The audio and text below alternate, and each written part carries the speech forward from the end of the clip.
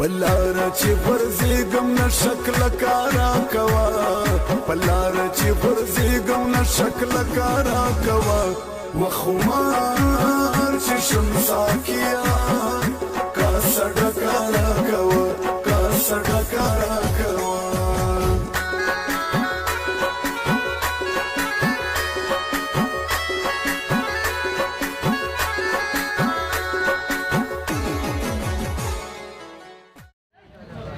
د پښتو ژورنال لیدونکو اوریدونکو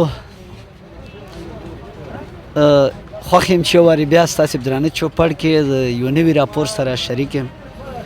خدای دې وکړه چې روغ جوړ اوسئ نن به تاسو سره د نسوارو په اړه معلومات شریکوو نسوار ډېره یو عجبه او ارزانه نیشه ده ځینې تاریخ پوهان وایي چې دا په 15مه صدۍ کې د ریمن بین په نوم یو راهب دی هغه دا شای جوړ کړی او په 18مه پېړۍ کې بیا ده په غونډه اروپا کې هم دغه نیشه خوره شوه نو نن به تاسو سره د خیبر نه د نسوارو په اړه دغه معلومات شریکوو موږ سره دلته یو دوکاندار دی د نسوارو هغه چې د بنو سره تعلق دی نو استاد ته په خپل راپور کې ستړي مه شئ او هرکلی ووایئ ډېره مننه مینوال صاحب چې تاسو دلته راغلی او موږ ته مې وخت راکړ ستاسې نه مننه نو که پښتو ژورنال لیدونکو اوریدونکو ته ووایي چې دا نسوار په یو وخت کې به لنګرۍ به وي هغه ټکاری به شوري و مشین به و هغه په لنګرۍ کې به جوړېده نو اوس دا کوم نسوار چې دا ستاسې په کومه طریقه جوړوئ خو مخکې بس پخوانی وخت دومره سیسټم نه و اوس خو داسې دی د خپل ماشین راغلی دی اوس ډېر سهولت دی په سهولت باندې جوړېږي خپل ماشین لکه راغلی دی ښه مننه که اکثره به مخکې مونږ کاته چې یو قسم شنه نسوار به و هغه به خلکو استعمالولو نو اوس هغه شنه نسوار بیخي مارکیټ نه غیب شوي دي چې څه وجه ده او که اوس هم خلک استعمالوي شته اوس هم شته هغه شنه نسوار اوس هم شته خو هغه بهراني خلک چې کوم دي هغه یې اوس هم استعمالوي مخکې دلته ځکه ډېر و چې دلته مخکې بهراني خلک زیات وو اوس داسې دي چې هغه خلک شته نه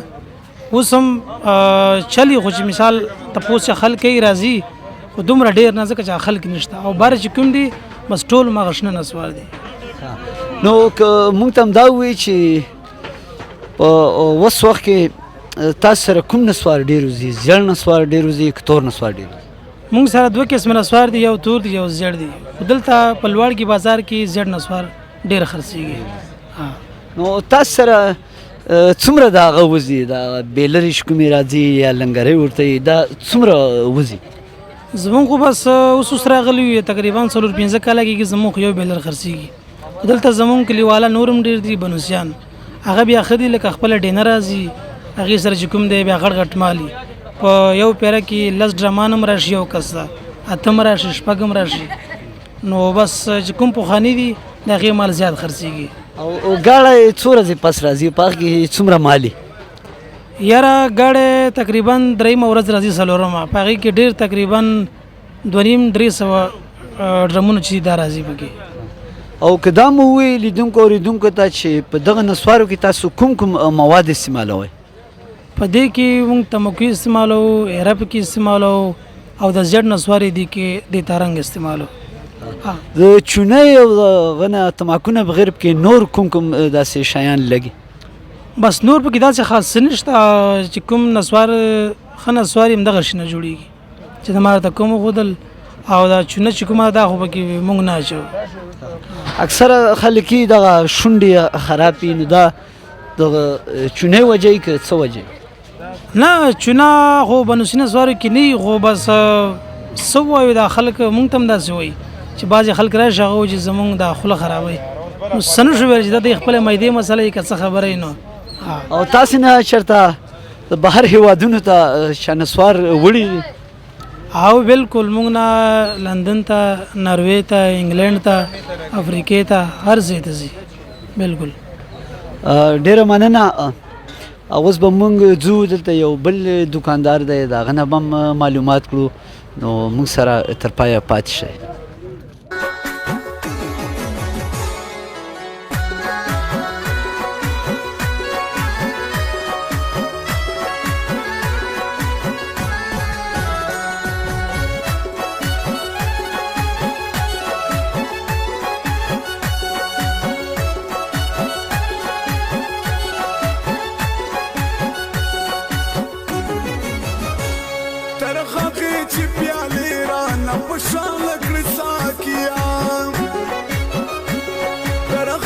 چې پیالې رانه په شان کړې ساقیا وپرېوتی دلته موږ راغلي یو یو بل د بنو سره تعلق لرونکی نسوار والا دی نسوار چې د پښتون میشته سیمو کې ډېر زیات استعمال دی هر ځای خپل نسوار ډېر مشهور دی لکه په افغانستان کې د کندهار نسوار بیا د جلال آباد نسوار ډېر زیات مشهور دی او ځان ته یو ځانګړی نیشه لري نو دلته په پښتونخوا وطن کې بیا د بنو نسوارو یو ځان ته نوم پیدا کړی چې یو ښه نیشه لري خلک یې ډېر په شوق باندې اچوي نو موږ سره یو دکاندار دی چې د بنو سره تعلق لري هغه نه به پوښتنه کړو چې کوم یو داسې خصوصیت دی د بنو په نسوارو کې چې دا خلک یې خوښوي تاسو ته ستړي مه شئ په خپل پروګرام او مرکه کې وعلیکم السلام که